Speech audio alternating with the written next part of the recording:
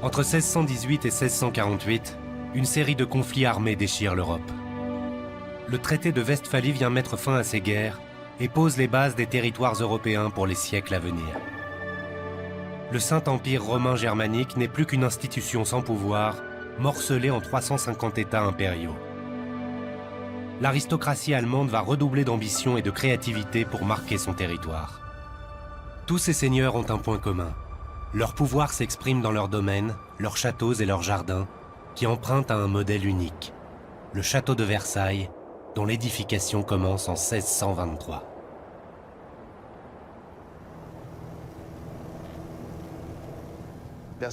Versailles est un complexe monumental qui réunit le gouvernement, la cour et la résidence permanente du roi. La France de Louis XIV était présentée comme l'apogée de l'évolution de la civilisation humaine. Parmi les États impériaux, la Prusse est en pleine ascension. En 1740, quand Frédéric II en prend la tête, il fait construire à Potsdam un palais d'été, le palais de Sans Souci, un des plus beaux exemples de l'influence de Versailles à travers l'Europe.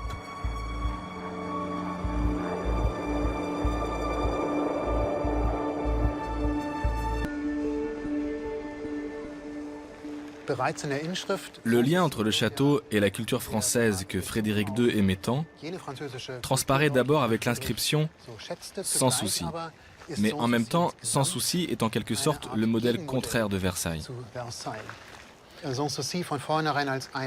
Sans souci est conçu dès le début comme une résidence de campagne modeste du roi, qui ne contient du temps de Frédéric II qu'une douzaine de pièces, dont 5 réservées exclusivement au roi. 20 ans après le palais de Sans Souci, Frédéric II ordonne la construction d'un nouveau château à quelques pas du premier, mais au style bien différent. On voit bien que le but du nouveau palais, c'est de montrer à tout le monde, à toute l'Europe, à quel point la Prusse est puissante. Une monumentalité qui doit montrer que la Prusse fait définitivement partie des grandes puissances européennes. Frédéric II veut aussi asseoir son image de monarque éclairé. Dans la bibliothèque du nouveau palais, il conserve les écrits des grands intellectuels européens de son époque. Nous y trouvons les œuvres de Rousseau, de Milton, de Swift, de Pope, de Sallust, mais tous en version française. Frédéric II ne parle pratiquement pas le latin et le grec, et ne parle pas l'anglais non plus. Tout ce qu'il lit, il le lit en français. On y retrouve les grandes œuvres des héros des Lumières, comme Newton, Voltaire, il y a des œuvres de Lamétrie et de certains des philosophes des Lumières les plus controversés du XVIIIe siècle. À cette époque, la communication entre les cours françaises et allemandes est facilitée par la mise en place d'un réseau postal commun qui accélère les échanges d'idées, les contacts entre aristocrates, princes et aussi savants. Dès la fin du XIIIe siècle en Italie, la famille des Tours et Tassi met en place un système de messagerie à cheval. Ce succès inspire l'Allemagne, puis la France, où se développe un vaste réseau de voies postales. À Paris, au musée de la Poste, Pascal Roman conserve les premières cartes du réseau postal européen. Celle-ci, qui est une carte beaucoup plus tardive, on va simplement vérifier, voilà, 1748, donc là nous sommes vraiment à la période de Voltaire. Vous voyez qu'elle est déjà beaucoup plus élaborée. Comme c'est une carte de route de poste, ce qui est assez drôle, c'est que vous avez ici 2 courriers en train de charger des sacs postaux, qui servent de cartouche en quelque sorte à la carte elle-même. Les routes de poste françaises ne s'arrêtent pas à la frontière. Forcément, en face, il y a une route absolument identique qui avait été organisée également par les Tours et Tassi et qui prennent la suite, si vous voulez, de cette organisation. Grâce à ce réseau postal, les différentes cours d'Europe vont pouvoir correspondre et échanger. C'est aussi grâce à lui que les intellectuels du siècle des Lumières vont pouvoir diffuser leurs idées dans nos 2 pays.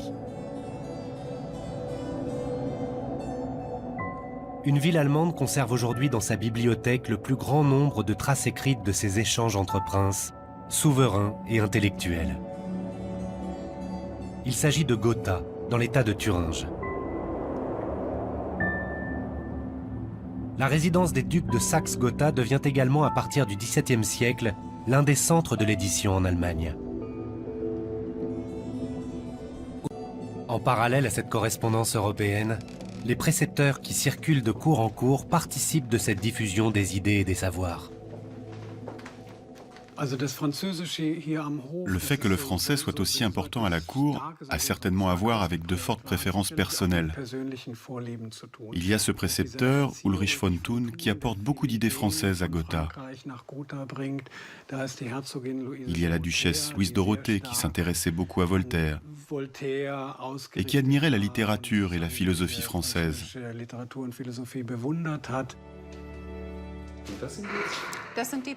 Ce sont les lettres que Voltaire a écrites. Ici, il y a cette belle tournure.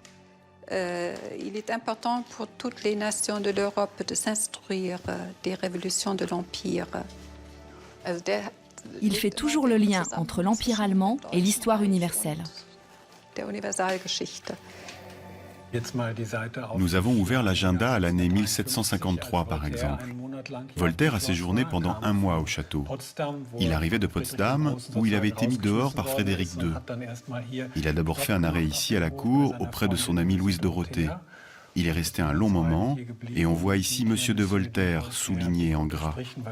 C'est très pratique d'avoir ces livres d'hôtes comme référence. On sait toujours, pour ainsi dire, ce qu'il se passait à la cour.